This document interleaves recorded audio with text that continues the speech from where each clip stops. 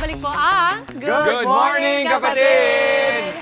It's World Bicycle Day, mga kapatid. Marami sa atin ang enjoy sa pagbibisikleta bilang workout man o kahit simpleng hobby lang. Kaya para makisaya at ipakita na rin sa atin ang EDSA Loop Ride na ginaganap ngayong araw po, nakisugod sa Cubao ang ating Tito Mondi. Tito Mondi, kamusta mga kapatid nating siklista dyan? Saan ka ba umakyat kanina at pinapababa ka?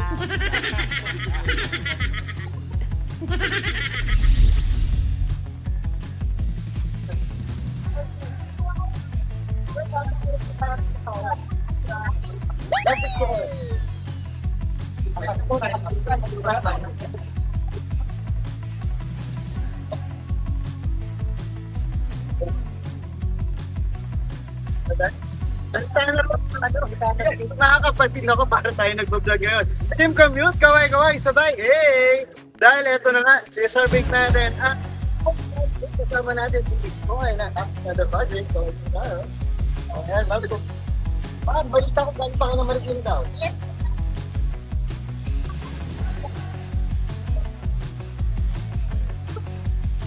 Ang ganda na gawin ng ayun. Ang para sa puntong pang...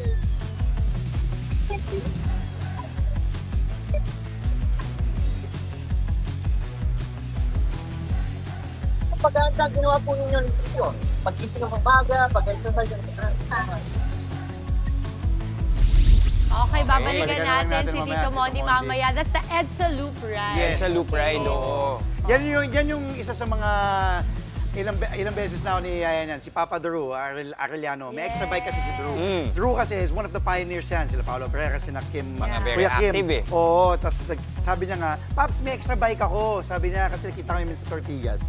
Tumatakbo ako, nagbabike siya. Sabi ko, hiramin, isa yan sa mga gusto ko. Kaya lang kasi, yung biking daw, pag sumaba ka na dyan, maano ka na, yung talaga may engganyo ka na. Ayaw mo ba So no? natatakot ka baka ma-addict ka. Gastos. Kailang yun, babawasan mo lang yung gastos mo sa pabango mo. Saka sa relo. Ayaw marinig ni Pao yan, tayo dyan. Pero iba din kasi ang Siyempre. dynamics ng biking, Iba kumpara sa pagtakbo. Oo. Pero yung iba, kayang pagsabayin. Oo. Yung mga triathlete Yes. natin. Oo. Pero ito din kasi minsan nakakatakot din mag-bike dito sa mga kalsada ng Wala Metro naman kasi Manila. masyadong safe talaga. Pero at least, I hope na itong EDSA Loop Ride nila will be safe, will be fun for everybody. And it's nice, they have their own costumes. Ang galing. Oo.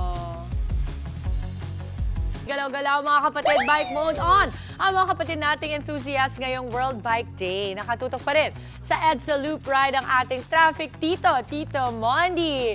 Tito Mondi, saan ka ba napadpad dyan? Ba't di ka naman nagdala ng bisikleta?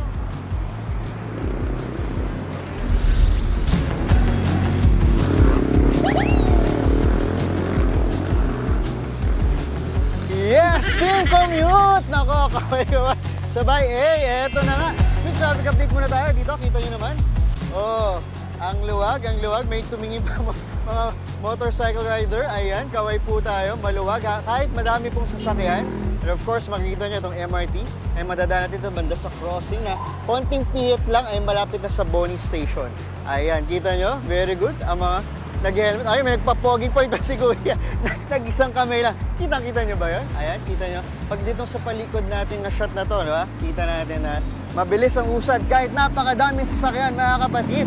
At ngayon nga, makikita ninyo dyan, ang sinasagawa ngayon ang tinatawag na Happy World Bicycle Day. Kaya naman, hindi rin pa po yung mga Pinoy bikers natin sa pakikiisa. Diba? Kanina nga ay nakita natin yung grupo ng tinatawag na Happy Pedal Project. Kanina nakausap natin si Miss Koy, isa sa mga founder ng Happy Pedal Project na talagang ito ay ginagawa nila para sa pakikisa at maitaguyod ang bisikleta bilang ligtas, abot kaya at sustainable na paraan ng transportasyon. Kaya naman bilang pakikisa sa World Bicycle Day, ginawa nila sa EDSA mismo. Balik-tanaw lang tayo o flashback tayo. Ang lalim yung balik-tanaw. Ito, inabangan namin sila sa Pituason kanina, mga bandang 6:15 AM.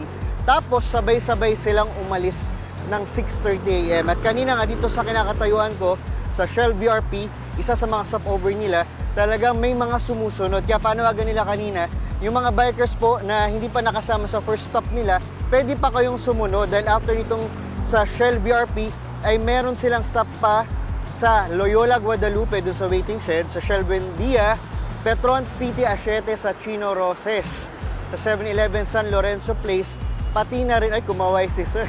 At kala ko may bike si Sir ibibigay. At eto, sa Shell Andrews Avenue. Ang stopover kanina kasi, mayroong mga 5 minutes lang, mabilis lang, kaya kanina hindi natin sila nabutan. Kailangan kasi silang makarating sa MOA Globe ng 8 o'clock in the morning. O, patapos yung programa natin yon.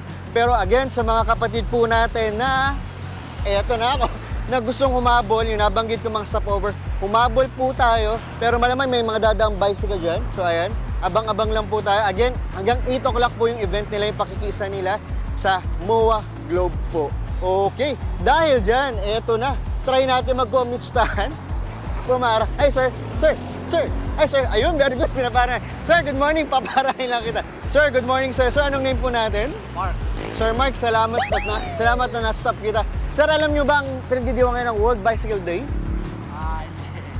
Okay, ngayon sir, alam nyo na. Dahil dyan, Sir Mark, salamat sa bagito. Saan kayo pupunta po ngayon? Opisina sa Makati. Opisina, ano pong trabaho nyo po? Office po. Office. Office, bilang ano, sir? Sa sales ako. Sales, wow, anong binibenta po natin? Kami nag-provide ng mga terminal sa mga sa buong Pilipinas. Credit card terminal, yung POS. May dami pa utang dito. Pwede. So, sir, ganito muna suot natin, tapos mamaya magpapalit. Meron. Wow, very good. Dahil dyan, sir, nagkape ka na ba? Sa bahay. Sa bahay? Okay. Gusto mo ba magkape ulit? Okay lang.